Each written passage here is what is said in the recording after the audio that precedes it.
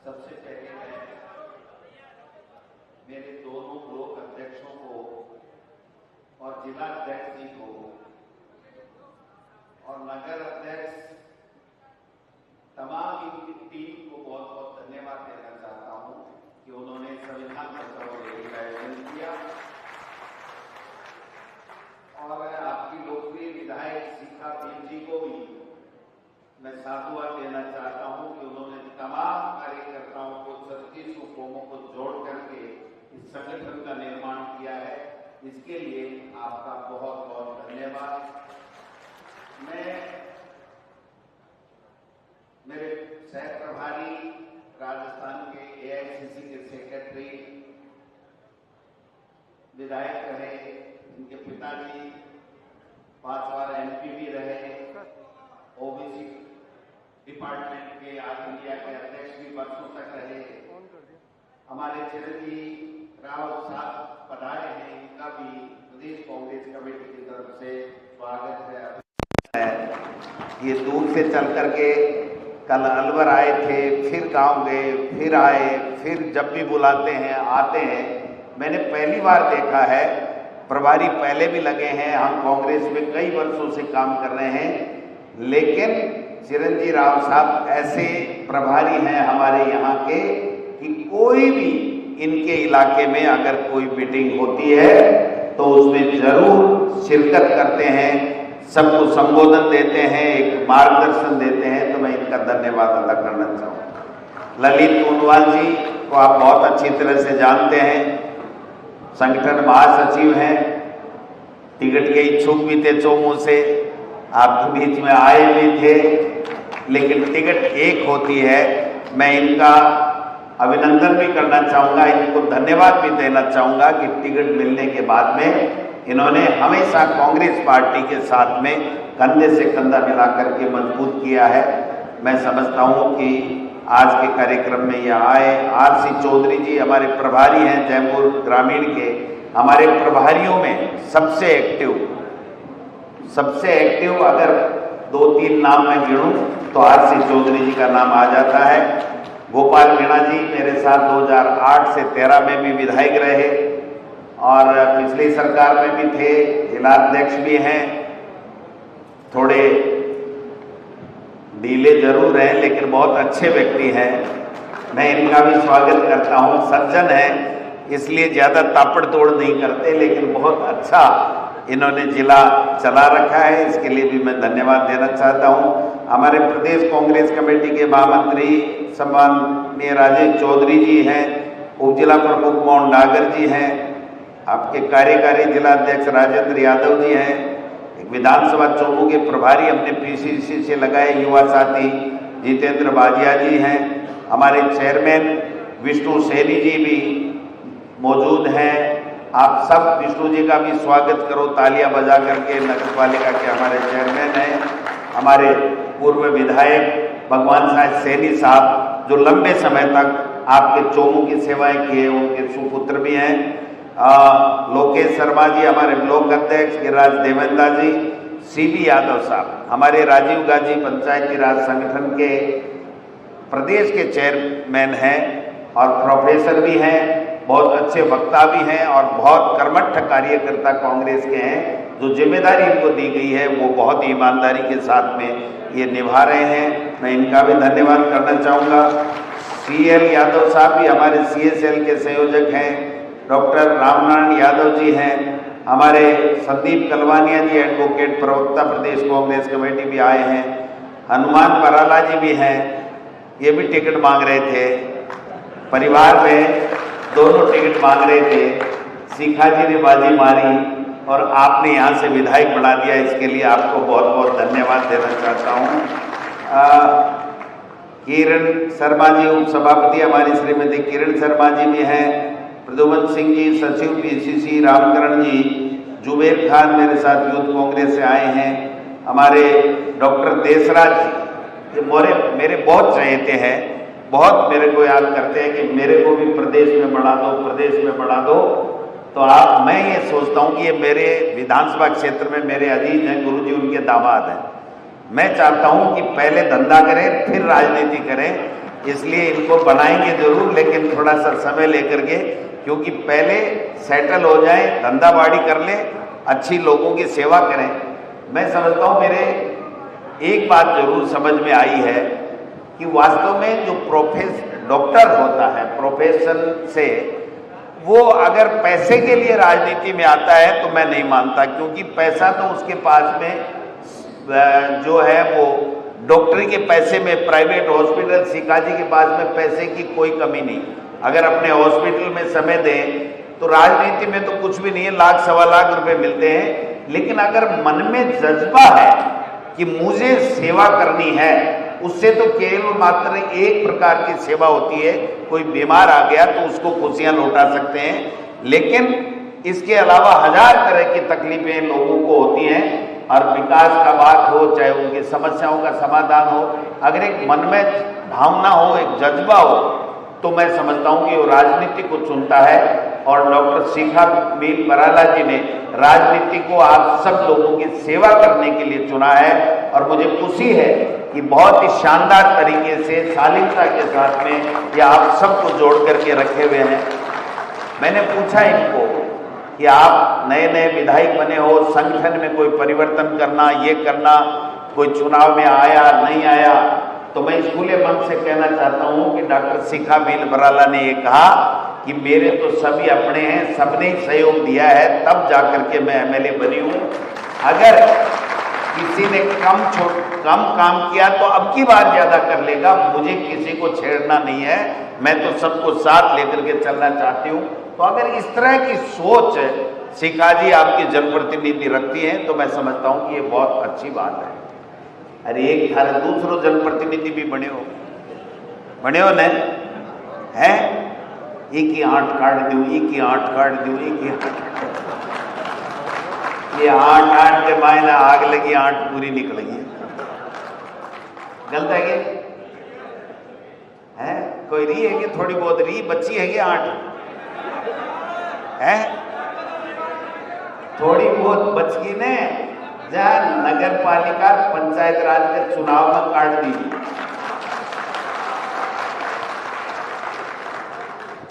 मैंने कहा था जब मेरे साथ पिछली बार विधायक थे तो हम सरकार में थे, तो एक नाथी का बाड़ा मेरा डायलॉग चला था। तो सबसे ज्यादा बोलते थे ये आपके पूर्व विधायक साहब, नाथी का बाड़ा। मैं क्यों भाई, वो नाथी को बाड़ो तुमने थोड़ा कर है वो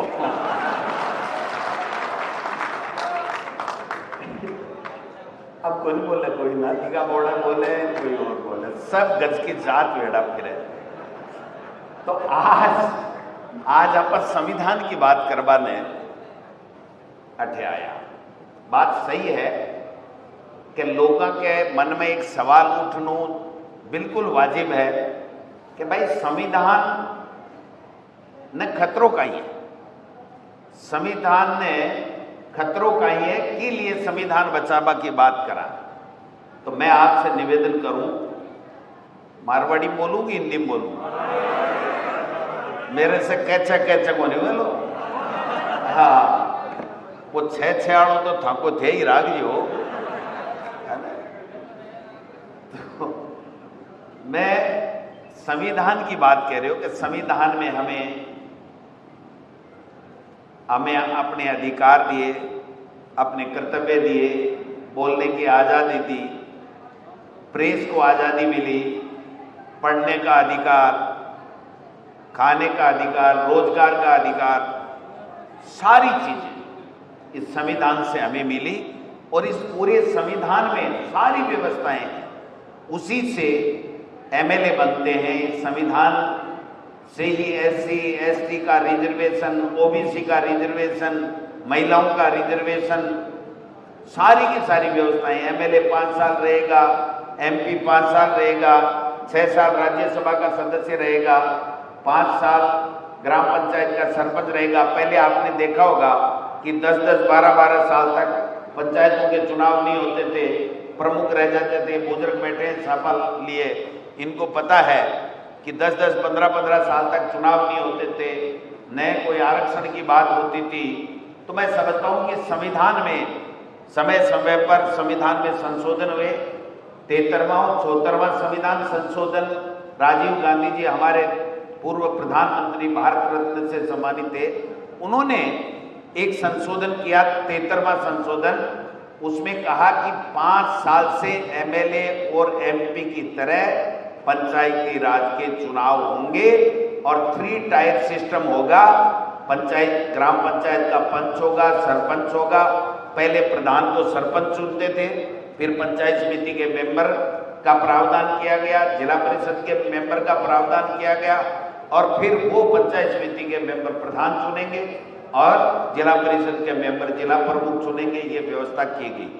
74वें संविधान संशोधन में इसी तरीके से नगर पालिकाओं का भी कार्यकाल 5 साल से होगा और 5 साल के अंदर अंदर सारी प्रक्रिया सरकार को करके और उसके बाद में नगर परिषद के चुनाव करा करके, नगर निकाय के चुनाव करा करके दोबारा बोर्ड का गठन करना पड़ेगा।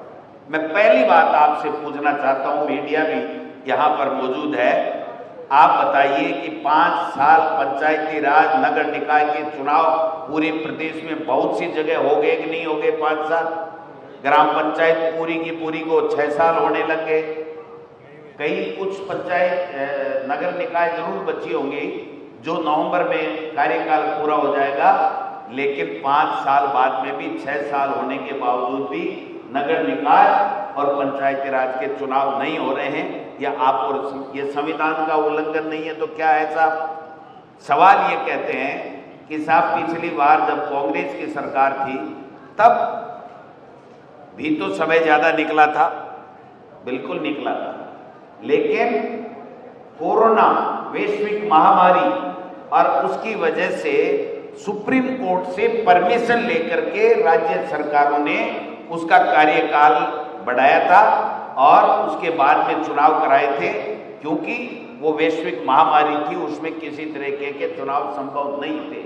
तो इस तरीके की संविधान में ये व्यवस्था भी है कि अगर इस तरह की कोई आपातकाल स्थिति हो तो फिर सुप्रीम कोर्ट की अनुमति लेकर के किया जा सकता है। लेकिन आज तो न तो कोई कोर्ट की बात है न कोई सुप्रीम कोर्ट की बात है। सुप्रीम कोर्ट ये कह रहा है कि 5 साल के अंदर अंदर आपको परिसीमन की कार्रवाई करके चुनाव कराना पड़ेगा।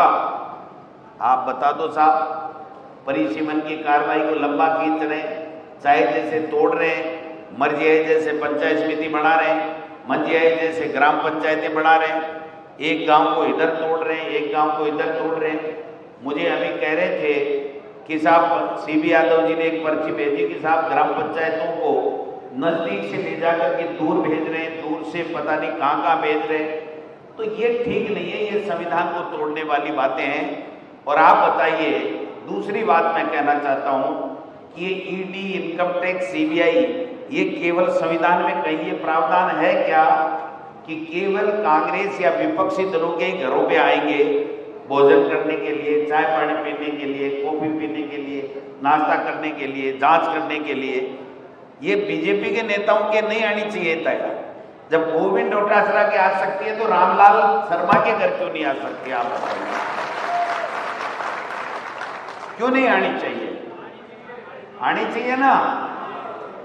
मैं चिंता मत करो, 3 साल का समय है, उसके बाद में जैसे मेरे इन्होंने भेज दिया ना, इनके भी मैं भेज के रहूंगा, ये चिंता मत।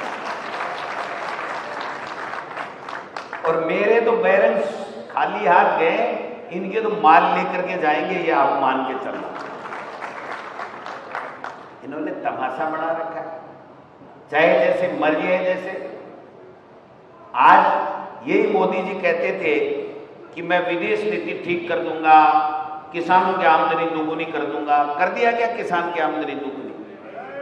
3 काले कानून लेकर के आए और किसान खून के आंसू रुलाए और फिर मजबूरी में देश से माफी मांग करके वापस वो काले कानून वापस लेने पड़े और लिखित में समझौता किया था।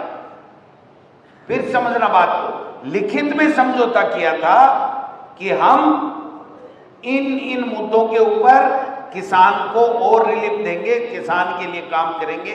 आज तक वो लिखित का समझौता धूल चाट रहा है, मोदी जी या शिवराज सिंह जो हमारे कृषि मंत्री हैं या अमित शाह जी जो स्वयं वो सेकंड नंबर है पूरे देश में, कोई किसी का बुलावा आया, किसी ने कोई बात की किसानों से? किसान दोबारा गए कि हमारे लिखित के समझौते का क्या हुआ, तो उसके लिए भी यहां पर कीले रोक दी, नहीं जा सकते। आतंकवादी हैं, शराबी हैं, लुटेरे हैं, बलात्कारी हैं, चोर हैं, ये सुनने के लिए वोट दिया था क्या हमने? ये किसान है जो अन्न पैदा करके खून पसीना एक करके अपना पेट काट करके पूरे देश और दुनिया के लोगों का 36 कौमों के लोगों का पेट भरने का काम करता है। उस किसान के साथ उनको नहीं बचा। एक को बता दो, मुझे एक काम बता दो कि इनका कि साहब 11 साल हो गए मोदी जी को, इन्होंने एक कोई भला काम किया हो, कोई अच्छा काम किया हो आपके लिए? जब यूपीए सरकार थी सोनिया गांधी और मनमोहन सिंह जी, तब मैं 3 उदाहरण दूंगा कि एक कानून बनाया था कि हर व्यक्ति को रोजगार का अधिकार मिलना चाहिए। वो जाकर के ग्राम पंचायत में 6 नंबर का फॉर्म भरे तो उसको 100% काम मिलना चाहिए, यानी मनरेगा कानून ला करके कानूनी अधिकार देकर के आपको ये कह दिया कि आपको काम मिलेगा, आप तो जाकर के एक फॉर्म भर दीजिए। हुआ कि नहीं, आप बताओ? हुआ। उसके बाद में मनमोहन सिंह जी ने दूसरा काम किया कि राइट टू एजुकेशन, यानी शिक्षा का अधिकार। हर व्यक्ति 14 साल तक बच्चे को निःशुल्क शिक्षा 12वीं तक की मिलेगी और अनिवार्य कर दिया था कि वो अपने बच्चे को शिक्षा दिलाएगा, क्योंकि शिक्षा सबके लिए जरूरी है। ये कानून बना कि नहीं बना, बताओ? इस कानून बनने के बाद में कितने बच्चे कितने पढ़ रहे हैं, कितने शिक्षित हुए? एक जो प्राइवेट स्कूलों में, एडेड स्कूलों में जो पैसा लगता था गरीब का, वो बच गया और सरकारी स्कूलों में फ्री के अंदर हमारे बच्चे पढ़ रहे हैं। स्कूलों के भवन बन रहे हैं, नई बिल्डिंग बन रही है, नए कमरे बन रहे हैं। ये मनमोहन सिंह जी और सोनिया गांधी जी ने जो कानून दिया था, उस कानून के कारण से बन रहे हैं। इनका नहीं है कुछ भी इसमें लेना देना, फूटी कोड़ी भी नहीं है इनका, वो कानून है। तीसरा मैं कहना चाहता हूं कि आज 80 करोड़ लोगों को देश के प्रधानमंत्री बार बार कह रहे हैं मैं 80 करोड़ लोगों को 1 रुपए 2 रुपए में गेहूं देता हूं, खाद्य सामग्री उपलब्ध कराता हूं। मैं पूछना चाहता हूं, ये कानून किसने बनाया? मनमोहन सिंह जी और सोनिया गांधी और कांग्रेस पार्टी ने बनाया कि नहीं बनाया, आप बताओ? तो उन्होंने 3 कानून, मैं ज्यादा लंबी चौड़ी बात नहीं करूंगा, 3 कानून बनाए। उस कानून से हर व्यक्ति को शिक्षा का अधिकार मिला, हर व्यक्ति को काम का अधिकार मिला, और हर व्यक्ति को खाद्य सामग्री लेने का अधिकार मिला। मिला कि नहीं मिला आज पूरे देश में? और ए कहीं गिरे भाई जी, 500 का नोट बंद कर दिया, 1000 का कर दिया, हरिया बंद कर दिया, पेड़ा चला दिया, गुलगुला चला दिया। मैं पहली टाबर अणा लॉटरी खींचता ने जरा नकली 20 को नोट आते और 2 को नोट आते ने, यहाँ का नोट चला दिया और फिर बंद कर दिया, फिर चला दिया, फिर 2000 का नोट बंद कर दिया, जीएसटी लगा दी। कोई व्यापारी खुश है? यहाँ व्यापारी बैठे होंगे, छोटे व्यापारी किराना के चलाते हैं और करते हैं, सबको झंझट में डाल दिया कि जीएसटी भरनी पड़ेगी, ये करनी पड़ेगी, वो करनी पड़ेगी।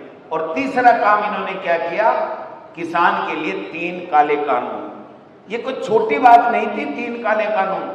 इससे आपकी खेती की जमीन और जमीन के अंदर उपज होने वाले जितने भी जो अनाज है उसके सब के ऊपर अडानी और अंबानी का कब्जा कराना।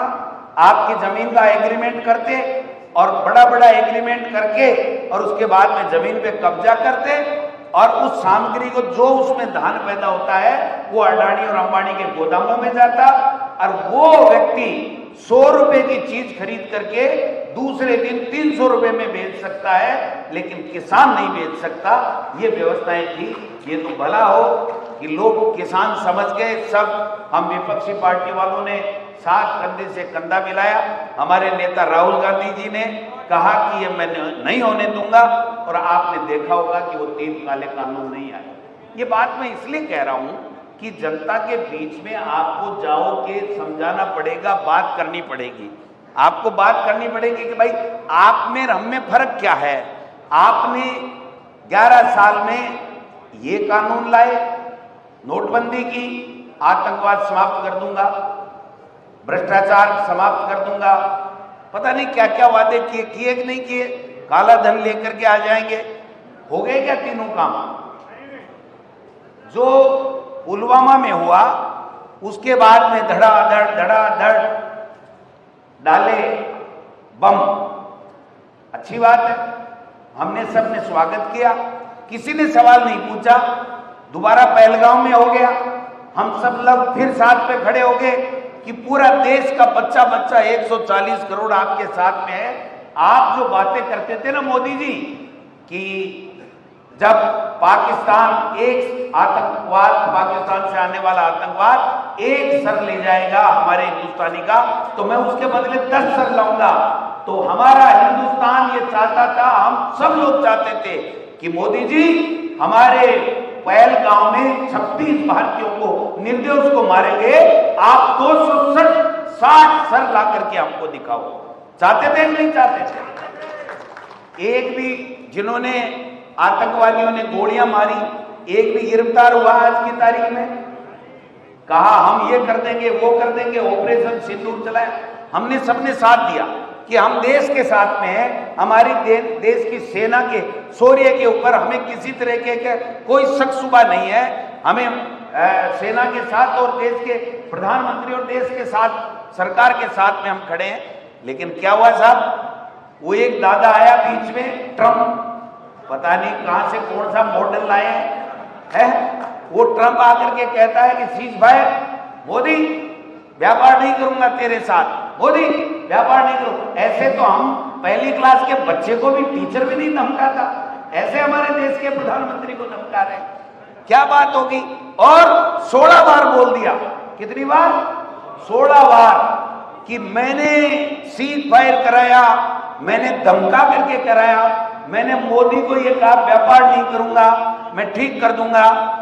आप बताइए। और जिस पाकिस्तान के सेना अध्यक्ष ने उन आतंकवादियों को परिचय दिया जिससे 26 लोगों की, निर्दोष लोगों की मौतें हुई, उसको अमेरिका का राष्ट्रपति बुला करके अपने वाशिंगटन में, अपने महल में, अपने भवन में, वहां पर रात को पार्टी करता है, उसको डिनर देता है, और फिर भी देश का प्रधानमंत्री बोल नहीं पाता।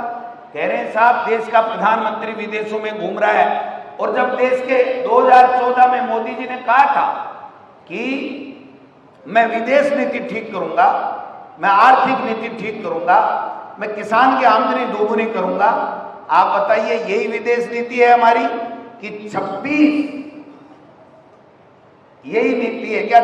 80 देशों की यात्रा, देश के प्रधानमंत्री ने 80 से ज्यादा देशों की 11 साल में यात्राएं कर ली। और जब ऑपरेशन सिंदूर चालू हुआ तो एक देश हमारे हिंदुस्तान के साथ में खड़ा नहीं हुआ कि हम तुम्हारे साथ में हैं, और उनके साथ में इजराइल भी खड़ा हो गया, तुर्की भी खड़ा हो गया, पता नहीं कितने देश खड़े हो गए। ये समझना पड़ेगा। और फिर कहते हैं कि संविधान खतरे में नहीं है। अरे भाई कैसे नहीं, आप बताओ तो सही, आपने किया क्या? एक भी बात बता दीजिए। आज कोई मीडिया, कोई अपने स्वच्छंद तरीके से मोदी के खिलाफ लिख सकता है क्या? कोई बोल सकता है? कोई विपक्षी पार्टी आरएसएस के खिलाफ बोल सकती है? बोलती है। तो मैं बोला था, आज भी बोल रहा हूं, ईडी आई, आपने देखी क्या हुआ? फिर दोबारा बोलेंगे, एक बार भेजो, 2 बार भेजो, 3 बार भेजो, मोदी जी तुम में दम है उतना भेज दो, लेकिन हम लोग जनता के साथ में खड़े रहेंगे, जनता की आवाज उठाएंगे, अन्याय को बर्दाश्त नहीं करेंगे, अत्याचार को बर्दाश्त नहीं करेंगे। आज जीता हुआ आदमी तो मैंने सुना है कि थोड़ी बहुत अहम आ जाता है तो कोई गलती कर जाता है, लेकिन आपके यहां तो हारा हुआ आदमी बदमाशी करना बताते हैं। कर रहा है क्या? ओ भाइयों कह रहे, ये ठीक नहीं है। यही संविधान का उल्लंघन है। मैं कह रहा हूं यही संविधान का उल्लंघन है, यही संविधान का अपमान है, क्योंकि चुने हुए जनप्रतिनिधि, आज बताइए तो शिखा मिल जी थी जो जाकर के भिड़ गई दिया कुमारी से, उप मुख्यमंत्री से, कि मेरे हक की सड़क चोमू को मैं कहूंगी वो मिलेगी, रामलाल शर्मा कहे वो नहीं मिलेगी। अरे वो ये लेकर के आई, एक मजबूत जनप्रतिनिधि आपने दिया, तो दिया कुमारी जी के ऑफिस में जाकर के कड़काई के साथ में कहा कि मेरे चोमू विधानसभा क्षेत्र का हक मैं नहीं जाने दूंगा। और मैं फिर कहना चाहता हूं कि आपके जनप्रतिनिधि, आपके विधायक डॉक्टर शिखा मील सभ्य है, संस्कारित है, सज्जन है, लेकिन आपके हितों के साथ कुठाराघात नहीं होने देगी, ये मैं कहना चाहता हूं। चुनाव आवे भाई जी, राजनीति में रिजल्ट चुनाव है, नगर पालिका के चुनाव आएंगे, पंचायत राज के भी आएंगे, ये चाहे कितना भी लेट कर ले लेकिन कराना तो इनको पड़ेगा। इसलिए मैं आपसे निवेदन करना चाहता हूं कि जितने भी आप सब लोग हो अभी से, क्योंकि ये लोग वोटर लिस्ट में भी घपला कर रहे हैं, वोटर लिस्ट में नाम काटेंगे, माइनॉरिटी के काटेंगे, गरीब के काटेंगे, पिछड़े के काटेंगे। इनके पास में रिजल्ट तो है कि एमएलए चुनाव में किस वार्ड में कितने वोट आए, किस बूथ में कितने वोट आए, है कि नहीं है आप बताओ? तो इनके पास में है। तो जहां कांग्रेस का वोट होगा, जहां कांग्रेस का पार्षद जीता हुआ होगा, चेयरमैन जी ये छोटी बात नहीं है, छोटी बात नहीं है, वहां पर ये वोट काटेंगे और जहां इनके वोट हैं वहां पर ये वोट बढ़ाने का काम करेंगे। महाराष्ट्र में और हरियाणा में इसी तरीके से लूटा। मैं गया था चिरंजीव राव जी के विधानसभा में, जो आखिरी दिन रैली थी, मैं कह रहा हूं कि ऐतिहासिक रैली थी, हरियाणा की ऐतिहासिक रैली, और हर व्यक्ति बच्चा बच्चा ये कह रहा था कि चिरंजीव राव बहुत वोटों से जीतेगा और हरियाणा के अंदर बड़ा मंत्री या उप मुख्यमंत्री बनेगा, ये बच्चा बच्चा कह रहा था। लेकिन ये मशीन इनके पास में है, नफरत इनके पास में है, हिंदू मुस्लिम का जो नफरत फैलाने का तरीका इनके पास में। आप बताइए कि संविधान में समानता और धर्मनिरपेक्षता का शब्द क्यों हटना चाहिए? इन बीजेपी वालों को पूछो साहब। ये कह रहे हैं ना कि संविधान को खतरा क्या है। मैं पूछना चाहता हूं, देश का उपराष्ट्रपति अगर भारतीय जनता पार्टी और आरएसएस की भाषा बोले तो इससे बड़ा देश के संविधान को खतरा कोई दूसरा नहीं हो सकता। वो ये कह रहे हैं कि समानता और धर्मनिरपेक्षता हटनी चाहिए। क्यों हटनी चाहिए भाई? सब अपने धर्म को मानते हैं। अरे संविधान की व्यवस्था है, आप सब ने अंगीकार किया है, 70 साल में आपने उसको माना, तो आज अचानक ऐसी क्या नौबत आ गई कि आप उसको नहीं मानोगे? वो इसलिए करना चाहते हैं कि देश में नफरत फैले, देश में झगड़े हों और ये वोट चुरा करके राजा बन जाए और संविधान में इस तरीके का संशोधन कर लें कि ताज जिंदगी जैसे रसिया और चाइना में रहते हैं वैसे मोदी जी और भारतीय जनता पार्टी के लोग देश के प्रधानमंत्री के पद पे रहे और सरकार उनके कब्जे में रहे। ये इस तरह की साजिश करने जा रहे हैं, इस बात को समझना पड़ेगा। अब सरकार पे आता हूं। 1.5 साल में ए जगह तुरम खाजी है ना, थारे विधायक जी हाथ जी का पहले अपना आपने तुरम का माने है ना, माने 1.5 साल में 1.5 रुपये को काम ले आएंगे चोमू के विधानसभा क्षेत्र के लिए। आपके लिए तो किले छोड़ो, घर में किले तो छोड़ो, आपके लिए एक काम, 1 किलोमीटर सड़क, एक नई स्कूल, एक कोई काम लाए हो तो बताओ। जब मैं शिक्षा मंत्री था तो गरीब के बेटे को इंग्लिश मीडियम पढ़ने का मौका मिले, सरकारी स्कूलों में 3737 स्कूल खोली थी और ये बंद कर रहे हैं। तमाशा लगा रखा है इन्होंने। एक दिन भी अगर आपकी कोई आवाज आपके पूर्व विधायक ने, जो यहां से 3 बार रहे ना, 3 बार एमएलए रहे, उसने उठाई हो तो बता दो। ये स्मार्ट मीटर किसान को बर्बाद करने वाला, उपभोक्ताओं को बर्बाद करने वाला, गरीब को बर्बाद करने वाला, ये क्या है स्मार्ट मीटर? मैं आपको समझाता हूं। जैसे ये मोबाइल है ना, मोबाइल, इस मोबाइल में प्रीपेड और पोस्टपेड 2 सिस्टम होते हैं। क्या होते हैं? प्रीपेड और पोस्टपेड। प्रीपेड का मतलब है पहले पैसे जमा कराओ तब वो मोबाइल चलेगा, और पोस्ट पेड का मतलब है कि आप महीने भर चलाओ, फिर आपके बिल आएगा और आप बिल जमा करा सकते हो। आज जो वो पोस्ट पेड है, 2 महीने से आपके घर का बिजली का बिल आता है, आप 2 महीने का, 1 महीने से, पहले 2 से था, अब 1 से कर दिया, 1 महीने में इस सरकार ने कर दिया। 1 महीने से जो बिल आता है वो आप चुका दो, अगर कहीं नहीं भी चुका तो दूसरे महीने चुका दो, दूसरे में नहीं चुका तो तीसरे महीने चुका दो। 4-4, 6-6 महीने की भी छूट मिल जाती है और किसान, गरीब, दलित, पिछड़ा अपना काम चला लेता है, उसको बिजली आ जाती है। लेकिन इस स्मार्ट मीटर लगने के बाद में आप प्रीपेड की तरह पहले पैसे जमा कराओ कि 2000 रुपये आप जमा कराओगे तो 2000 की बिजली की यूनिट का आपको उसमें मिलेगा। यूं ही 2000 खत्म हो गया, जैसे टेलीविजन में वो डिश वाला कनेक्शन होता है ना, पहले दिन समाचार आता है कि आप वापस रिचार्ज करा लो इतने नंबर पे जल्दी से जल्दी, वरना आपको रात को 11 बजे टेलीविजन बंद हो जाएगा, आपकी डिश बंद हो जाएगी। वैसे आपके पास एक मैसेज आ जाएगा रात को 11 बजे कि आपका तत्काल बिजली कनेक्शन विच्छेद किया जाता है, अब दोबारा आप जाओ, पैसे जमा कराओ, तब जाकर के आपको बिजली मिलेगी। ये जो सिस्टम किया है, 8000 रुपये लगेंगे एक के, वो किसका पैसा है? हमारा पैसा है। आज जो मीटर चल रहा है, एक तरफ कांग्रेस की सरकार थी जो 150 यूनिट फ्री कर रही थी, 12,000 रुपये साल के किसान के बिजली के फ्री मिल रहे थे, उनको बंद करने का एक नायाब तरीका ये बीजेपी के लोग लेकर के आए हैं। और ये स्मार्ट मीटर के बाद में आने वाले दिनों में, मैं आज कह के जा रहा हूं आपको, मेरी बात नोट कर लेना, और अगर बीजेपी के कोई नेता मेरी बात सुन रहे हो तो जवाब दे देना कि आने वाले समय के अंदर ये जो 150 यूनिट हमारे कांग्रेस की सरकार, अशोक गहलोत जी की सरकार ने जो छूट दी थी, वो 12,000 किसान कृषि कनेक्शन की साल की और 150 यूनिट प्रति माह की, ये सारी की सारी छूटें बंद करेगी बीजेपी की सरकार। आपको पूरा पैसा देना पड़ेगा, कोई छूट नहीं मिलेगी। इनके मंत्री, मुख्यमंत्री पता नहीं क्या क्या कहते हैं, और मुख्यमंत्री तो भाई साहब है ही जोरदार, मस्त एकदम बन थे। देखो अब अगर थोड़ा वजन तो लियो गठाए।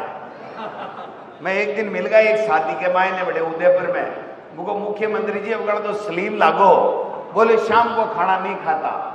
जना मैं क्यों जी, मारे एक नेताजी हा, मैं नाम तो लूँ को नहीं, भाई मेरे को खाणू छोड़ो कोई लेर। जना मैं बहु मिलवान चलिया गया, टाबरी अभी टाइम पड़ता तो मैं जयपुर चलिया गया, मुझको नेताजी को मिलना, तो सेक्रेटरीट के मायने राव साहब मैं बहु मिलिया। जना मैं बोलिया रे थाने श्रीखंड खुआऊं के, मैं क्यों नेताजी वो के हुए, मैं तो कदे खायड़ा को नहीं। बोले चालो, तो भाई दौड़ी दौड़ी डिब्बी ही इतनी बड़ी, अरे भाई 4-5 तो आप ली, एक एक मान दी। जहाँ मुझको साहब थे ज्यादा किया खाई, माने एक एक थे 4-5। बोले मैं तो क्या अन्न खाऊं को नहीं। मैं क्यों साहब आज मैं ही छोड़ दिया, ये 5-5 डिब्बी माने श्रीखंडाली दे दो तो मैं भी छोड़ सका। तो बात एक ही है, ये लोग बाग इस तरीके के लोग हैं, लोगों को झूठ, भ्रम, परेशान, अत्याचार, अन्याय, बजरी माफिया, लैंड माफिया, और अठे तो मैं सुनी है कि जमीना के मायने बड़ी गड़बड़ झालो हो रही है, सेटलमेंट में भी गड़बड़ करा रहा, बतावे। मैं आपको कह के जा रहा हूं, एक भी आदमी चोमू विधानसभा क्षेत्र हो चाहे और कहीं का हो, अगर नाजायज सेटलमेंट के नाम से कोई गड़बड़ी करे तो गोविंद डोटासरा के पास प्रदेश कांग्रेस कमेटी में आना, हम आपके साथ खड़े मिलेंगे, ये मैं कहता हूं। ये दादागिरी नहीं चलेगी, थोड़ी दिन का खेला है। आरएसएस भवन से पर्चियां आके और जो ये खेला कर रहे हैं ना, ये गुजरात मॉडल यही है कि सबसे कमजोर व्यक्ति को प्रदेश का मुख्यमंत्री बनाओ, सबसे कमजोर नेताओं को, जीते हुए जनप्रतिनिधियों को मंत्री बनाओ, और अधिकारियों के माध्यम से घोटाले करो, बेईमानी करो, बजरी चोरी करो, भ्रष्टाचार करो, मनमर्जी है जिसकी जमीन पे डाका डाल लो।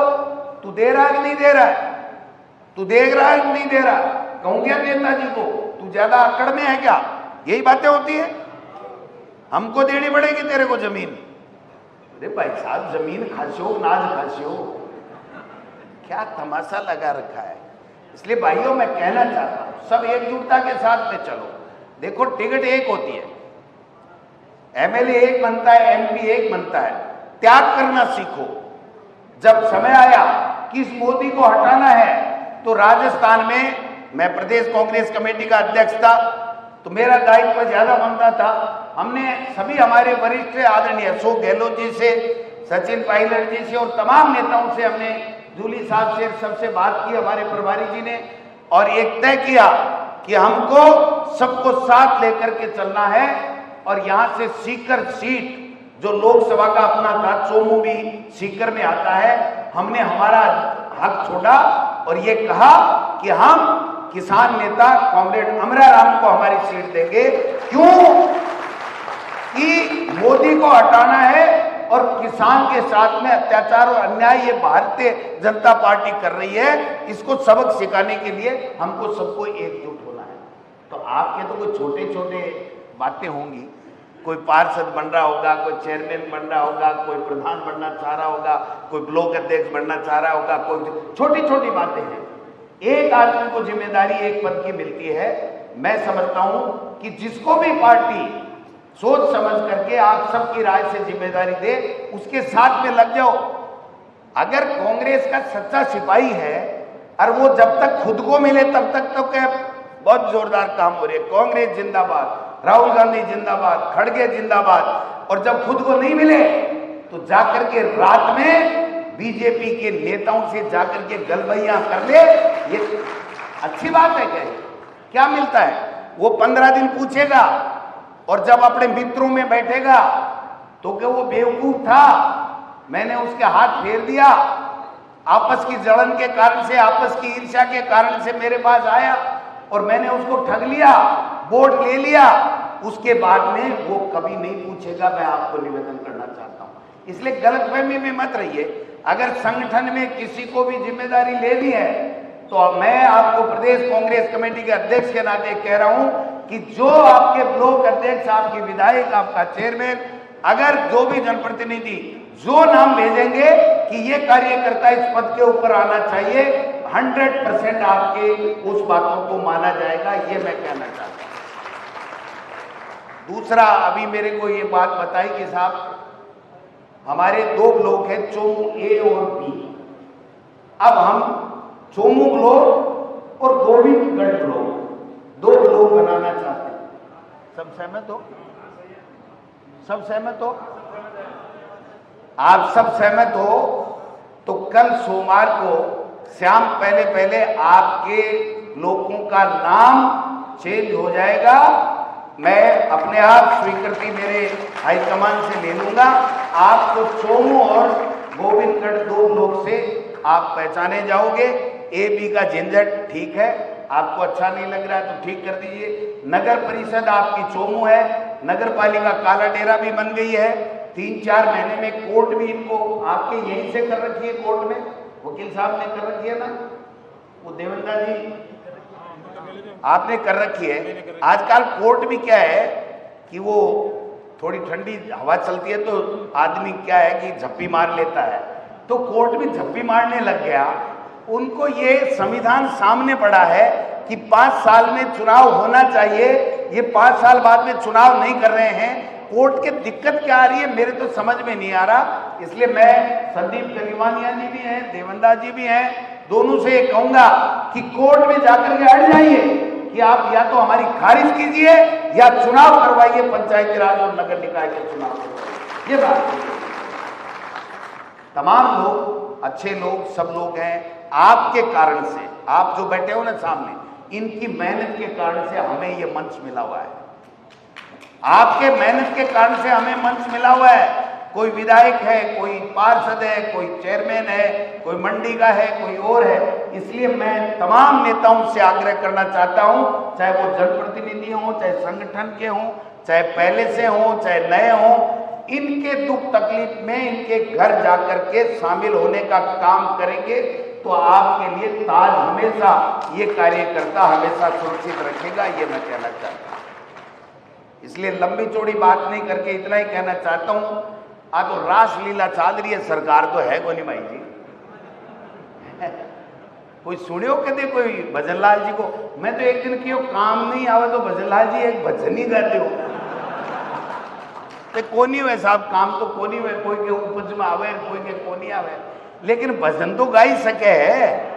तो एक भजन सुनाते तो भी मां को तो जी राजी हो जाए कि 1.5 साल के मायने भजनलाल जी क्यों तो करियो, वो पट्टो गेर चाल को भाई जी की कोनी में आप है वो इसो ही गा लियो बाबा, पट्टो तो पट्टो है। तो इसलिए मैं एक ही बात निवेदन करना चाहूं, इस सरकार नाम की कोई चीज नहीं है। आज सरकार नहीं सर्कस है भाई साहब। जगह में मुख्यमंत्री के लिए मंत्री कहे किरोड़ी लाल जी कहे कि 8 करोड़ की बजरी बिसलपुर से चोरी हो रही है रोजीना, गति 8 करोड़ की। और ताकड़ चोमोड़ो हिसाब जे लाग जाए तो मन्ने का मैं जानू 28 रुपया ठेऊ उठता दी क्या मन हो रही है ना, वो खेल लो तो हो रही है ना, तो वो खेल लो भाई जी। जति डटलो जब नगर पालिका पंचायत राज के चुनाव में एकजुटता के साथ में एकजुट हो और भी के बाद के मायने पाने आईनू दिखाओगा कि भाई जी अब दाल को निकले घना ही दिन गड़गी, ठीक है ना। जनप्रतिनिधि, सच्चा जनप्रतिनिधि वही होता है जो ईमानदारी के साथ में जनता के सुख दुख में भागीदार बने, जनता का कोई काम हो तो आधी रात को कहे कि मैं खड़ा हूं, वही तो जनप्रतिनिधि होता है। बन करके जनता के वोटों से अगर वो व्यापारी बन जाता है और सब चीजों पे उसी की अगर नजर हो जाती है तो वो सही मायने में जनप्रतिनिधि नहीं है। मैं आपको दावे के साथ कह सकता हूं कि आपके विधायक जो आपने आशीर्वाद देकर के डॉक्टर शिखा मील बराला को बनाया है, कभी जिंदगी में 1 रुपए का दाग नहीं लगेगा, ये मैं आपको आश्वस्त करके जा रहा हूं। क्योंकि मैंने देखा है, समझा है, इनके विचार सुने हैं कि भाई साहब जो इज्जत हमको जनता ने दी है, पार्टी कांग्रेस पार्टी ने दी है, मैं जिंदगी में उस कांग्रेस पार्टी और उस चोमू विधानसभा की जनता का मान सम्मान कभी नहीं घटने दूंगी। ये शिखा मील बराला के आपकी एमएलए साहिबा के विचार है। तो मैं समझता हूं कि आप सौभाग्यशाली हो, आप सबने मेहनत की। मेरे लिए चैलेंज था, क्योंकि जब टिकट मिल रही थी तो कुछ नाम आ रहे थे जो आजकल गायब हैं। जिस दिन इनको टिकट मिली उसके बाद से वहां जो नाम चला वो नाम गायब है। दर्शन लाभ भी नहीं हुए, कांग्रेस में तो हैं लेकिन दर्शन लाभ नहीं हुए। तो जब नाम चला तो मुझे खड़गे साहब ने कहा कि भाई ये भी नाम आ रहा है, ये भी नाम आ रहा है, ये भी नाम आ रहा है। मैंने कहा जी मेरी लोकसभा क्षेत्र है, आप मेरी बात पे विश्वास करो। और मेरी बात को गहलोत साहब ने और रंधावा साहब ने भी आगे बढ़ाया कि ठीक है डोटासरा जी की लोकसभा क्षेत्र है, डोटासरा जी कह रहे हैं तो हम सब साथ हैं, इनको टिकट दीजिए। टिकट दी। मैंने खड़गे साहब को और सोनिया जी को ये कहा था कि ये सीट जीत करके आएगी, मुझे चोमू विधानसभा क्षेत्र के 36 कौम के लोगों के ऊपर भरोसा है। तो आपने मेरा भरोसा कायम रखा। ये तो क्या कर रहे हैं कि वो एक डायलॉग था एक पिक्चर में, वैसे नफरत फैलाने का काम कर रहे हैं। एक डायलॉग था कि अंधेरा कायम रहे, है ना, शक्तिमान था, पता नहीं यार कौन था वो। मैं ज्यादा पिक्चर देखता नहीं हूं, मैं तो ऐसे ही सट के देता हूं, है ना। तो क्या अंधेरा कायम रहे यानी सब छुप जाओ, भूत आ रहा है, प्रेत आ रहा है, वो पता नहीं दानव आ रहा है, कौन आ रहा है, अंधेरा कायम रहे। और हम दूसरी तरफ ये कह रहे हैं कि सब साथ मिलकर के एकजुटता के साथ में जनता की सेवा करो, लोगों की सेवा करो। इनके आंख में आंसू आए नहीं अगर आ गया तो सबसे पहले हम जो ऊपर बैठे हैं उनको पूछने का काम करना चाहिए कि आपकी आंख में आंसू कैसे आ गया। अगर ये काम हम कांग्रेस पार्टी के तमाम नेता कर लेंगे तो मैं दावे के साथ कहता हूं कि आने वाले समय में राजस्थान में 2/3 मेजोरिटी से राजस्थान में कांग्रेस की सरकार बनेगी और दिल्ली में हमारा नेता राहुल गांधी देश का प्रधानमंत्री बनेगा, ये मैं कहना चाहता हूं। तो ये सारी चीजें थी, करनी थी, बातें करनी थी। मैंने कहा, हमारे संगठन के लोगों को कहा, शिखा बेन जी को कहा, इन्होंने कहा कि भाई ठीक है आप आइए, चिरंजीव राव जी भी आए, सब लोग अपन ने बात की है। बात का सार यही है कि जब सरकार कुछ भी नहीं कर रही है, हमारे सरकार के समय बहुत अच्छी अच्छी योजनाएं लागू की गई थी, जनता को राहत मिल रही थी। आज न इलाज है, न कर्मचारियों को भी जो पैसा कटता है फिर भी इलाज नहीं मिल रहा है RGHS से, है ना। 1,25,000 टीचर के पद खाली पड़े। रोजाना मुख्यमंत्री जी हेलीकॉप्टर में बैठ के जाते हैं, एक मंदिर में पूजा करते हैं, दर्शन करते हैं, अच्छी बात है, करना चाहिए, आस्था का विषय है। लेकिन जब भाषण देते हैं तो कहते हैं कि हमने ये कर दिया, हमने ये कर दिया। मैं तो मुख्यमंत्री जी से आज पूछना चाहता हूं कि 1.25 लाख बच्चों के पढ़ने के लिए 1.25 लाख टीचर के पद खाली हैं, आप इन पदों को कब तक भर देंगे, ये बताने का काम करें। हमारी सरकार के समय निकाली गई भर्तियां, उसके आधार के ऊपर आप धोती वाई लूटने का काम ना करें तो ही बेहतर होगा। और जनता के बीच में जाकर के जनता के सामने आप बात तो कीजिए कि तकलीफ क्या जनता को। 1 रुपए का काम नहीं हुआ यहाँ पर 1.5 साल में, 1 रुपए का काम। और मैं कह के जा रहा हूं, आज मेरी बात याद रखना, मीडिया के भाइयों से भी निवेदन करना चाहता हूं, इस आने वाले दिसंबर के बाद में इस सरकार की आर्थिक स्थिति ये हो जाएगी कि ये सरकारी कर्मचारियों को तनख्वाह भी समय पे नहीं दे पाएगी। ये मैं आपको कहना चाहता हूं। हमने 14,000 करोड़ का कर्जा माफ किया था, कितना बदनाम किया, नेशनलाइज बैंकों का नहीं किया, नेशनलाइज बैंकों का नहीं किया। मैं पूछना चाहता हूं, मोदी जी, अमित शाह जी सहकारिता मंत्री हैं और भजन लाल जी आप हमारे मुख्यमंत्री हैं, आप बताइए कि उन किसानों का क्या आप दोबारा कर्जा माफ करोगे? क्या 1 रुपए का कर्जा माफ नहीं करेंगे? तो कथनी और करनी में फर्क होता है, उसी का नाम बीजेपी और RSS है। हर मंत्री के, हर मुख्यमंत्री, हमारे मुख्यमंत्री के कार्यालय में RSS के लोग डेप्यूट किए हुए हैं, जो सरकारी अधिकारी कर्मचारी नहीं है, फिर भी वो RSS के लोग कहते हैं वो काम ये सरकार करती है आम जनता का, और जनता से चुने हुए जनप्रतिनिधि चाहे वो किसी भी पार्टी के हो, उनका काम नहीं होता है। ये मैं आपसे निवेदन करने के लिए आया हूं। आपने काफी समय तक बैठे, काफी समय भी हो गया, काफी लंबा भी बोल लिया, इसलिए आप सब लोगों को बहुत बहुत धन्यवाद। आप आए हो, मिलकर के सब लोग काम कीजिए, कांग्रेस को मजबूत कीजिए, संविधान को बचाइए, और संविधान बचेगा तो लोकतंत्र बचेगा, लोकतंत्र बचेगा तो देश बचेगा। इस सब में अपना आह्वान मैं करता हूं कि इस होम में आप सब लोग साथ मिलकर के और जो होम करने का काम करें, धर्म करने का काम करें, आहुति देने का काम करें। आपका बहुत बहुत धन्यवाद। जय हिंद, जय भारत।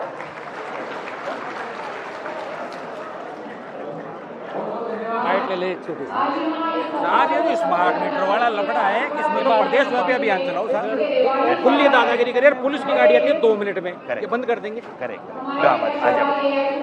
कांग्रेस कैसे क्या नौबत आ रही है?